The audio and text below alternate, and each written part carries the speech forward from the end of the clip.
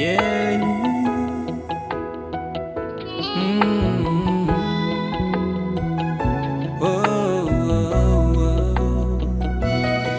Matsiaro menatra amin'ny rehefa hotako tompo,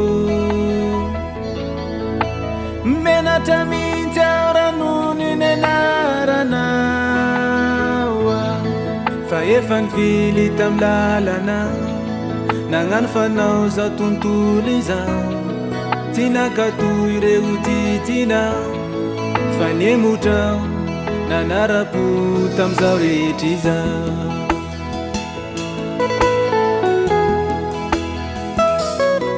Matsiaro menatra amin'ny rehefa hotako tompo, menatra mihitsy aho ranony ny anaranao,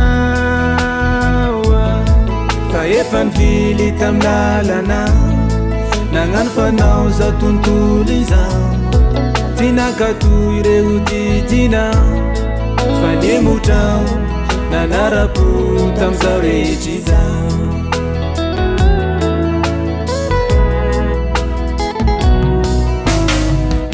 Ianao hoe matokia fa voavelany eloka, mitsangana arobata fandriana ka mody any tranona.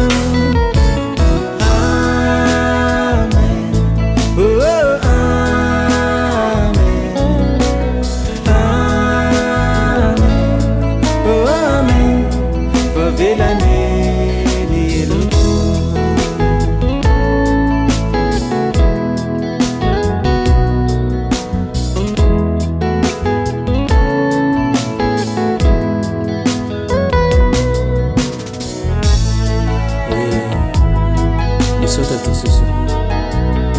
Fanadena nakateo masinao zao teny rasa tafitsara manapendra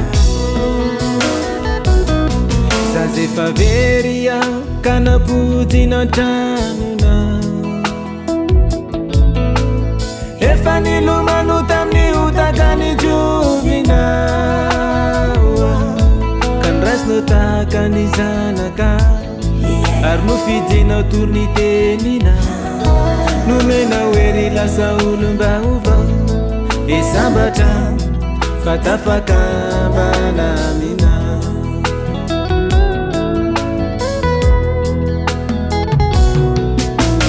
Rehefa ho ianao hoe matokia fa voavelany eloka, mitsangana arobata fandriana ka mody any tranona.